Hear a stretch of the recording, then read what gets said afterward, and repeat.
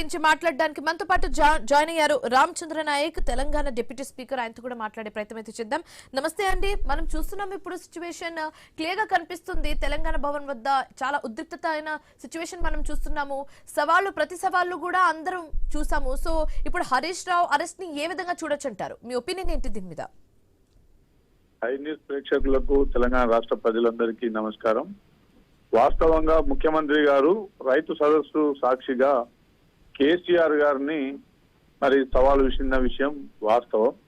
ఈ తెలంగాణ రాష్ట్రంలో రైతు సోదరులకు మరి వారు 10 సంవత్సరాల్లో చేసింది ఎంత, 2.5 సంవత్సరాల్లో మన ప్రభుత్వం ప్రజాప్రభుత్వం చేసింది ఎంత, దాని మీద చర్చకు సిద్ధమా అని చెప్పేసి సవాలు విసిరారు. దానికి ఇంతవరకు కేసీఆర్ గారు అయితే మరి ప్రతిస్పందించినట్టు ఎక్కడ దాఖలాలు అయితే కనబడట్లేదు. మరి కేటీఆర్ గారు వారు మాత్రం నేను చర్చకు సిద్ధం అని చెప్పేసి అన్నందుకు జూపల్లి గారు, మరి జూపల్లి కృష్ణారావు గారు, వారు కూడా వారి ప్రభుత్వంలో ఒక శాఖ నిర్వహించిన వ్యక్తే కాబట్టి రైట్ నేను సిద్ధంగా ఉన్నా, మీరు రండి టీఆర్ఎస్ భవన్ లోనే కూర్చుందామని చెప్పేసి జూపల్లి గారు చెప్పారు.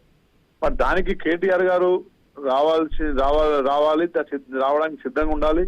చర్చకు మరి ఒక సుముఖమైన వాతావరణాన్ని ఆడ సృష్టించుకోవాలి తప్ప హరీష్ రావు గారిని ఎవరు సవాల్ చేసింది లేదు. మరి హరీష్ రావు గారు దీంట్లో ఇంటర్ఫేర్ కావాల్సిన అవసరం లేదు. కేవలం రాజకీయంగా తెలంగాణ ప్రజల్ని ఏదో వీళ్ళు సింపతి గెయిన్ చేయడం కోసం గత 10 సంవత్సరాల్లో వీరు ప్రజలకు ఏదో ఒరగబెట్టినట్టు. కానీ మీన్ వైల్ హరీష్ రావు ఏం చెప్పారో ఒకసారి విందాం. అమరవీళ్ళ స్తూపం దగ్గర ఉన్నాడు, కానీ మేము వెళ్తుంటే పొన్నం ప్రభాకర్ గారు ఫోన్ ఎత్తడం లేదు. ఇక్కడ పోలీసు వాళ్ళేమో మమ్మల్ని పోనీయడం లేదు. రింగ్ అవుతుంది, ఇట్ ఈస్ నాట్ ఆన్సరింగ్. అదే విధంగా ఇప్పుడు లక్ష్మణ్ గారికి ఫోన్ చేస్తాను. పొన్నం ప్రభాకర్ గారు ఎత్తలేదు. లక్ష్మణ్ గారు అరే నన్ను రాలేదు, పారిపోయినా తిడుతుండగా నువ్వు చూడు, ఇక్కడ తిడుతున్నాడు నన్ను హరీష్ రావు రాలేదని. ఇగో లక్ష్మణ్ గారికి చేస్తున్నా. ఇప్పుడు ఇందాక పొన్నం ప్రభాకర్ గారు ఫోన్ ఎత్తలేదు. ఇప్పుడు గౌరవ మంత్రి లక్ష్మణ్ గారికి కూడా నేను ఫోన్ చేస్తా ఉన్నా, రింగ్ అయితా ఉంది. లక్ష్మణ్ గారు కూడా ఫోన్ ఎత్తడం లేదు. గౌరవ లక్ష్మణ్ గారు పిలిచిన లక్ష్మణ్ గారు ఫోన్ ఎత్తట్లేదు. అక్కడేమో నన్ను పిలిచారు, మేము బయలుదేరితే పోలీసులను అడ్డం పెట్టి ఆపుతున్నారు. లక్ష్మణ్ గారికి ఫోన్ చేస్తే రింగ్ అవుతుంది, లక్ష్మణ్ గారు ఎత్తడం లేదు. పొన్నం ప్రభాకర్ గారు ఫోన్ ఎత్తడం లేదు. చూడండి, ఇప్పుడు నెక్స్ట్ అజారుద్దీన్ గారికి కూడా ఫోన్ చేస్తున్నాను. 3 మంత్రులు పిలిచారు, 2 మంత్రులు ఇప్పటిదాకా ఫోన్ ఎత్తలేదు. ఇప్పుడు అజారుద్దీన్ గారికి కూడా నేను ఫోన్ కలుపుతా ఉన్నా. మరి వారికైనా చెప్పి పోలీసులకు చెప్పండి, మమ్మల్ని వదిలిపెట్టండి, మమ్మల్ని వదిలిపెట్టే మేము చర్చకు పోతాం. అజారుద్దీన్ గారు ఫోన్ రింగ్ అయితా ఉంది. ఇప్పటిదాకా పొన్నం ప్రభాకర్ గారు ఎత్తలేదు, లక్ష్మణ్ గారు ఎత్తలేదు. ఇప్పుడు అజారుద్దీన్ గారు ఫోన్ రింగ్ అవుతుంది. కనీసం అజారుద్దీన్ గారు ఫోన్ ఎత్తినా, ఇది అజారుద్దీన్ గారి ఫోన్, అజారుద్దీన్ గారికి ఫోన్ చేస్తున్నా. ఒకవేళ అజారుద్దీన్ గారు ఫోన్ ఎత్తితే పోలీసులకు చెప్పండి, మమ్మల్ని వదిలిపెట్టండి, మేము చర్చకు రావడానికి సిద్ధంగా ఉన్నామని. ఇప్పుడు 2 మంత్రులకు ఫోన్ చేస్తే 2 ఎత్తలేదు. 3వ మంత్రి అజారుద్దీన్ గారు ఫోన్ రింగ్ అయితా ఉంది, ఆయన కూడా ఫోన్ ఎత్తడం లేదు. ఒకవేళ అజారుద్దీన్ గారు, మీరు టీవీలో చూస్తున్నటువంటి కాంగ్రెస్ నాయకులు, అజారుద్దీన్ గారు కూడా ఎత్తలేదు. 3 మంత్రులకు ఫోన్ చేసినాం, మేం బయలుదేరినాం, మీరే ఛాలెంజ్ విసిరారు, మీరే నన్ను రమ్మన్నారు. బయలుదేరి వస్తా ఉంటే మీ పోలీసులను అడ్డం పెట్టుకుని ఇవాళ మమ్మల్ని చర్చకు రాణిస్తలేరు. అంటే కాంగ్రెస్ ప్రభుత్వం తోకముడ్చింది, మంత్రులు పారిపోయినరు. మంత్రులు మేమొస్తే వాళ్ళ నిజాలు బయటకు వస్తాయి, వాళ్ళ స్కాములు బయటకు వస్తాయి, వాళ్ళ అవినీతి బయటకు వస్తుందని పోలీసులను అడ్డం పెట్టుకుని ఇక్కడ మమ్మల్ని ఆపుతా ఉన్నారు. ఇది ప్రజాస్వామ్యం కాదు. పోలీసులను అడ్డం పెట్టుకుని రాజకీయం చేయడం కాదు. మీరు తప్పు చేయకపోతే, అవినీతికి పాల్పడకపోతే, స్కామ్ చేయకపోతే మమ్మల్ని పోలీసులను పెట్టి ఎందుకు ఆపుతున్నారు? మేమేమి చర్చించడానికే వస్తున్నాం, యుద్ధానికి రావడం లేదు, పోరాటానికి రావడం లేదు. మాట్లాడడానికి వస్తా ఉంటే ఇవాళ మంత్రులు ఫోన్లు ఎత్తారు, మేము వస్తుంటే పోలీసులను పెట్టి ఆపడం, ఇది చాలా దుర్మార్గమైంది. పోలీసులు మీరు వెళ్ళడానికి వీలు లేదు, మాకు పైనుంచి ఆదేశాలు ఉన్నాయి. ఎవరు ఆదేశాలు ఇచ్చారో మీరే పోలీసులు అడగండి. ఒకవైపు ప్రభుత్వం మమ్మల్ని దమ్ముంటే చర్చకు రండి అంటారు, ఇంకోవైపు అదే ప్రభుత్వం పోలీసులను అడ్డం పెట్టుకుని మమ్మల్ని చర్చకు రాణిస్తలేదు. మేము దిగి నడిచి వెళ్ళడానికి ప్రయత్నం చేస్తాం. మేము చర్చకు బోదలుచుకున్నాం. మంత్రులకు కూడా మీడియా ద్వారా విజ్ఞప్తి చేస్తున్నాం, పోలీసులకు చెప్పండి, పోలీసులకు చెప్పి మమ్మల్ని అక్కడికి రావడానికి ఫెసిలిటీ ఇన్వెస్టిగేట్ చేయండి. పోలీసులకు మీరు చెప్పడం లేదు, పోలీసులు పెట్టి మీరు అడ్డుకుంటున్నారంటే మీరు పారిపోతున్నట్టు, మీరు అవినీతికి పాల్పడుతున్నట్టు. మీ పోలీసులకు చెప్పి మమ్మల్ని చర్చకు అలో చేయాలని మంత్రుల్ని డిమాండ్ చేస్తున్నాం. మంత్రులారా మీరు అక్కడే ఉండండి. రైట్. సో రామచంద్ర నాయక్ గారు విన్నారు కదా, హరీష్ రావు ఏం చెప్పారు క్లియర్ గా. అసలు సవాలు విసిరిందే ఆ ముగ్గురు మంత్రులు, పిలిచింది ఆ ముగ్గురు మంత్రులు కాల్ చేస్తే లిఫ్ట్ చేయట్లేదు, కాల్ చేసిన తర్వాత స్విచ్ ఆఫ్ వస్తుంది, పిలిచేది వాళ్ళు, పోలీసుల చేత అడ్డుపించేది కూడా వాళ్ళే అన్నట్టు కూడా హరీష్ రావు చెప్పడం జరుగుతుంది. సో ఏంటి, దీన్ని ఎలా చూడొచ్చు అంటారు?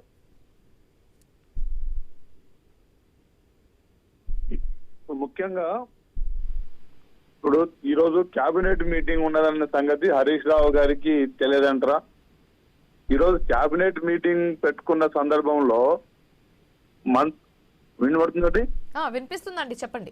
కేబినెట్ మీటింగ్ ఈ రోజు జరుగుతున్న సందర్భంలో హరీష్ రావు గారు ఒక విషయాన్ని తెరలేపి నాటకీయంగా ఏదో మంత్రులు రావట్లే అని చెప్పేసి ఏదో తెలంగాణ ప్రజల్ని ఏదో పక్కదారి పట్టించే ప్రయత్నం చేస్తున్నారు.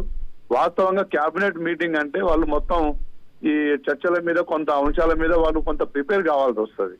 సెన్సస్ అవన్నీ చూసుకోవాల్సి వస్తుంది. డిపార్ట్మెంట్ వైజ్ గా వాళ్ళ ప్రిపరేషన్ వాళ్ళ సెక్రటరీలతోని మరి డిస్కషన్ లో ఉంటారు. ఈ రోజు ముఖ్యంగా జూపల్లి గారు వస్తా అన్నప్పుడు కేటీఆర్ గారు సిద్ధమని చెప్పారు. ఆ చర్చను జరగనీయక ముందే హరీష్ రావు గారు దీన్ని ఎందుకు పక్కదారి పట్టించారు? ఈ ముగ్గురు మంత్రుల మీద లేని ఆరోపణ ఎందుకు చేయాల్సి వచ్చింది? కాదండి, ఇప్పుడు కేబినెట్ మీటింగ్ ఉందన్న విషయం ఈ ముగ్గురు మంత్రులకు కూడా తెలుసు కదండి, మరి వాళ్ళు ఎందుకు వచ్చి వెయిట్ చేస్తున్నట్టు? ఇప్పుడు ఒకటి, హరీష్ రావు గారి ఆరోపణలు తప్పు అని చెప్పడం కోసం వాళ్ళు స్టేట్మెంట్ ఇచ్చిన మాట వాస్తవం.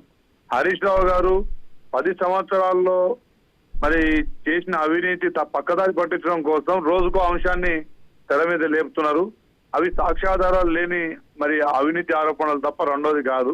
ప్రజాప్రభుత్వంలో అవినీతికి ఆస్కారం లేదు. ఎందుకంటే రాష్ట్ర ఆర్థిక వ్యవస్థనే అక్కడ మొత్తం మరి ఇబ్బందికరంగా ఉన్న పరిస్థితులలో ఇంకా అవినీతి ఉన్న దాంట్లో సర్దుకుంటూ రాష్ట్ర ప్రభుత్వం మరి అటు విద్యార్థుల విద్యా వ్యవస్థ కావచ్చు, ఇటు మరి మిగతా శాఖల ద్వారా అడ్మినిస్ట్రేషన్ ఏ విధంగా చేయాలనో తలామునకలై చేస్తున్న ఈ పరిస్థితులలో, అవినీతికి ఎలాంటి ఆస్కారం లేని ఈ పరిస్థితులలో అవినీతి జరిగిందని వారు ఆరోపించడం అనేది అది కరెక్ట్ కాదు. తెలంగాణ ప్రజలు దాన్ని నమ్మరని చెప్పేసి నేను తెలియజేస్తున్నా. ఓకే, అలాగే ఇప్పుడు గురుకుల స్కామ్ కి సంబంధించి ఏదో ఎవిడెన్స్ ఆర్ఎస్ ప్రవీణ్ దగ్గర ఉన్నట్టుగా కూడా చెప్తున్నారు బీఆర్ఎస్ నేతలు.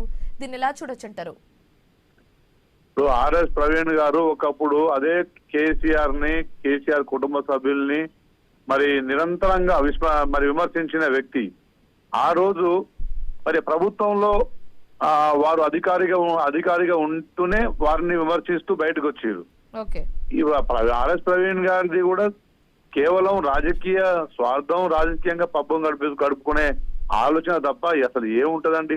ఆర్ఎస్ ప్రవీణ్ అనే వ్యక్తి ఈ రోజు మరో కాన్షీరామ్ లాగా మారుతారనుకున్నారు మా బహుజనులు, దళిత గిరిజన మరి బహుజనులు. ఎక్కడ వారు అందరి ఆశల్ని అడియాసి చేసి పోయి ఒక దొరల గడిలో బందీ అయ్యిండు. ఇప్పుడు ప్రవీణ్ మాటలు ఎవరు వింటున్నారు? హరీష్ రావు గారు 10 సంవత్సరాల్లో కోట్లాది లక్షలాది ప్రజాస్వామ్యాన్ని కాజేసిన మరి హరీష్ రావు గారే ఈ రోజు చిలక పలుకుతే నమ్మే పరిస్థితిలో తెలంగాణ ప్రజలు లేరు. వారు అవినీతి చేసింది వాస్తవం. రాష్ట్రం ఎన్నడూ లేని 70 సంవత్సరాల్లో మరి 18-19 మంది ముఖ్యమంత్రులు చేసిన అప్పు ఎంత? ఒకే ఒక్క ముఖ్యమంత్రి 2 పర్యాయాల్లో 10 సంవత్సరాల్లో చేసిన అప్పు ఎంత అనేది తెలంగాణ రాష్ట్ర ప్రజలకు వైట్ పేపర్ ద్వారానే అందరికి తెలియజేయడం జరిగింది.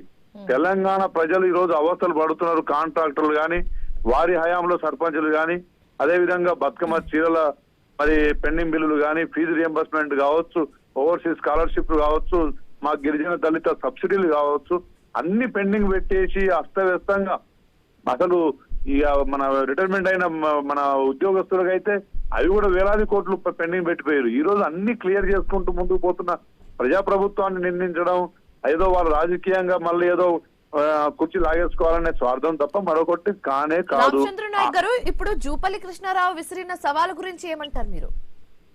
జూపల్లి కృష్ణారావు గారు వారి హయాంలో కూడా మంత్రిగా శాఖ నిర్వహించిన వ్యక్తి. వారు ఒక రిటైర్డ్ బ్యాంక్ ఉద్యోగి.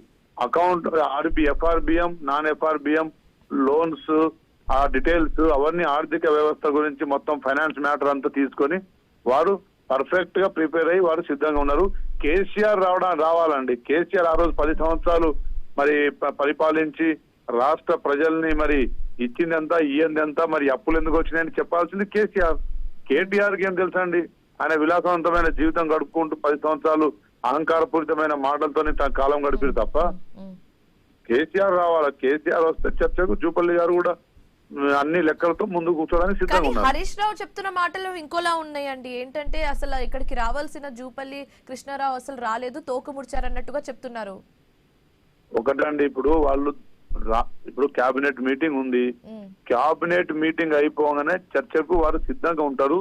వారిని ఇప్పుడు తొందరపడి ఏదో రాష్ట్ర ప్రజల్ని పక్కదారి పట్టించే ఈ చర్యలు తప్ప హరీష్ రావు గారిది మరొకటి కాదు. ఆ కుటుంబమే ఒక సురభి నాటకదారు సూత్రధారుల టైప్ లో ఉంటది. వారందరూ మంచి మరి ఏమంటారు మంచి నటులు. అబద్ధాలు ఆడట్లో వాళ్ళు చాలా తెలివిగా మంచిగా నిజాయితీగా అబద్ధాలు చెప్పగలిగే సామర్థ్యం ఉన్న వాళ్ళు. తెలంగాణ ప్రజలు వాళ్ళ అబద్ధాలు 10 సంవత్సరాలు చూసిరు. ఈ భవిష్యత్తులో చూసే పరిస్థితి కూడా ఇస్తారని చెప్పి నేను భావించాను. Okay, so thank you so much Ramachandra Nayak garu join అయినందుకు, మీ ఒపీనియన్స్ ని మాతో షేర్ చేసుకున్నందుకు. Thank you.